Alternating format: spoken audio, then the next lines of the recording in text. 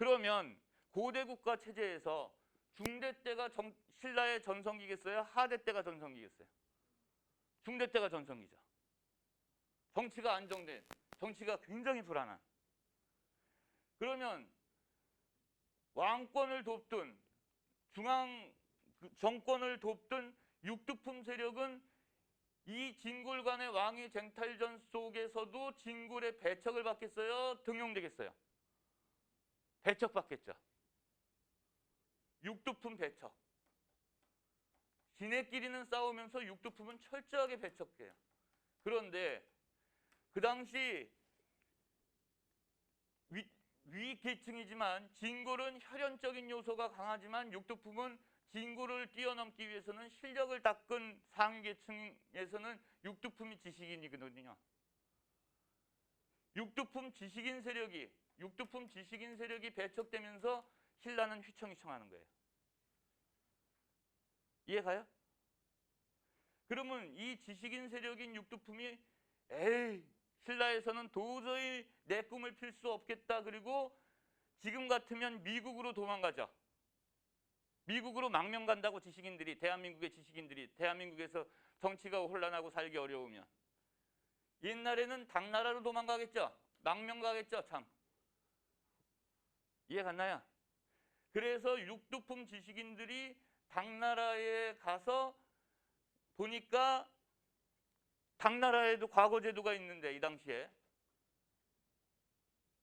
외국인들끼리 보는 과거도 있었어요. 우리나라에는 아직 과거제도가 없는데 그거를 뭐라 그래? 당나라에서 외국인들끼리 보는 과거 시험을 빈공과라고 불렀다고. 빈공과. 뭐라고요? 빈공과. 여기를 통해서 당나라 관직을 받으면 그 다음부터는 어떻게 돼요? 끝발 좋아지지.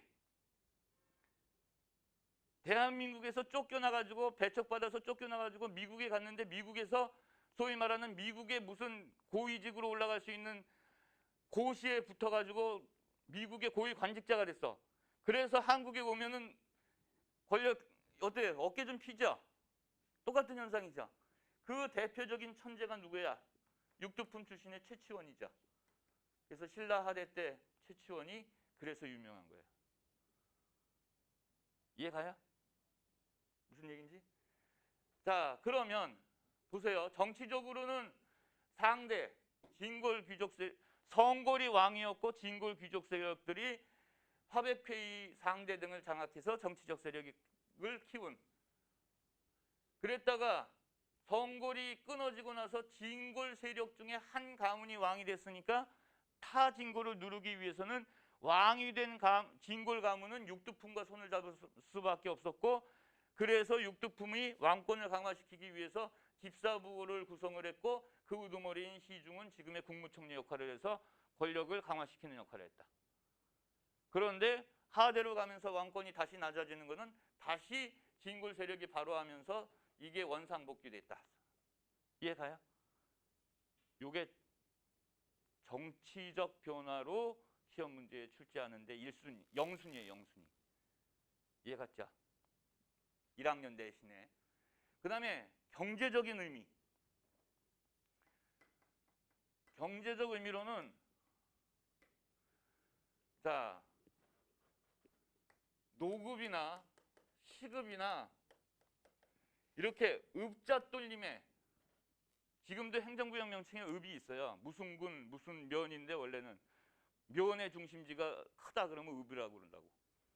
하여튼 노급이니 시급이니 읍자가 붙은 토지는요, 귀족들한테 소유권까지 지급하는 토지를 노급, 시급이라고 그랬어요.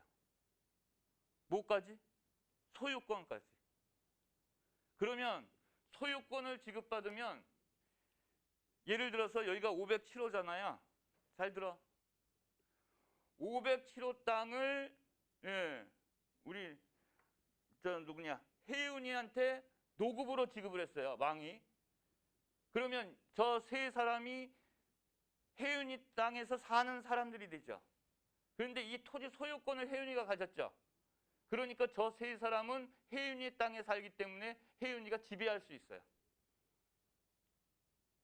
왕의 소유권을 가지면 그 땅에 사는 사람들까지 지배할 수 있는 권한을 갖는다고. 이해가요? 또 사유지니까 팔고 사고도 할 수 있겠죠. 완전한 내 재산이죠. 그러면 노급 시급을 왕이 귀족한테 지급하면은 귀족권이 강하다는 뜻이죠. 그래서 이 상제 때에는 주로 노급 시급은 잘 안 나와요. 예. 고일은 아직 구분할 필요 없고요. 노급이 크게 많았던 사회예요. 근데 왕권이 강화되려면 정치적인 세력도 세력이지만 진골 귀족의 경제적 부를 뺏으면 되겠죠. 그러면 누구한테 아부해야 돼? 왕한테 아부해야 되잖아. 그걸로 노급을 몰수해요. 귀족들의 노급을 국가가 걷어들여. 그래서 신문왕 때 기록을 보면 노급 폐지라고 나와요. 노급 폐지 관료전의 지급이라고 나오거든요. 교재에도 있을 거예요. 그러면 노급 폐지되면 왕권이 강화되는 거 이해했어요? 어? 노급이 폐지되면 당연히 왕권은 강화되겠죠. 그 대신에 관료전을 지급한다는 건 무슨 뜻이냐? 관료라는 게 지금 말로 공무원이라는 뜻이죠. 공무원은 대통령 명령에 따라서 수행하는 사람이죠. 그러니까 공무원이 많아지면은 공무원은 세습직이 아니기 때문에 왕권이 강화돼 약화돼? 강화되죠. 그러면 그 공무원한테 월급을 잘 주면 말 잘 듣죠. 그 월급 주는 땅이 관료전이에요. 그래서 이 관료전이라고 나오는 거는 고려나 조선에도 관료전이 나오니까 잘 들어요. 소유권을 주는 게 아니라 수조권만 주는 거예요. 뭐만 준다고? 수조권. 그럼 수조권이 뭐냐? 여기서 이해를 잘하면 수능 때 보는 의무 한국사 있죠. 그 거저먹기로 그냥 줄게. 수조권이라는 거는 소유권이 아니에요. 자, 이 500kg가 혜윤이가 받은 노급이었을 때는 소유권이죠. 근데 그거를 국가가 회수했어. 그리고 관직에 임명했어. 예를 들어서 보사부 장관에 임명했어. 그러면 공무원이 됐죠. 그럼 거기에 대해서 월급이 나와야죠. 500kg를 다시 줬는데 소유권을 주는 게 아니라 500kg에서 살고 있는 백성들이 1년에 한 번씩 농사져 가지고 국가에 뭐를 내? 세금을 내죠.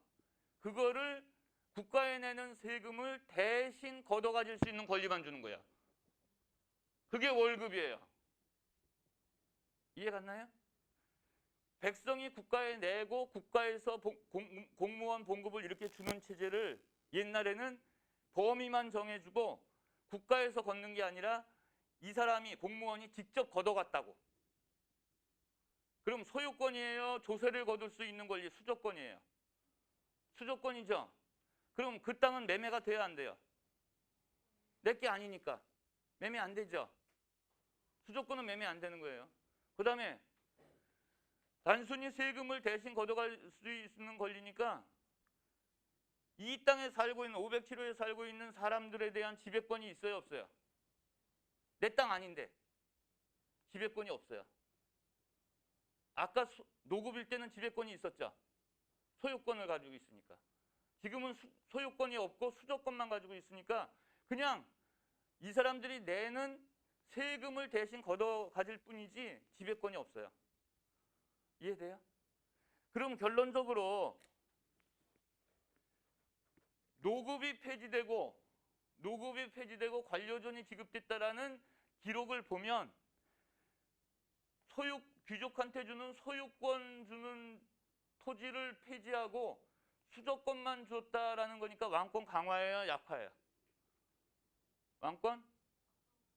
강화죠. 엄청난 강화죠. 요게 신문왕조에 나와요. 이해 갔나요? 그 다음에 최고로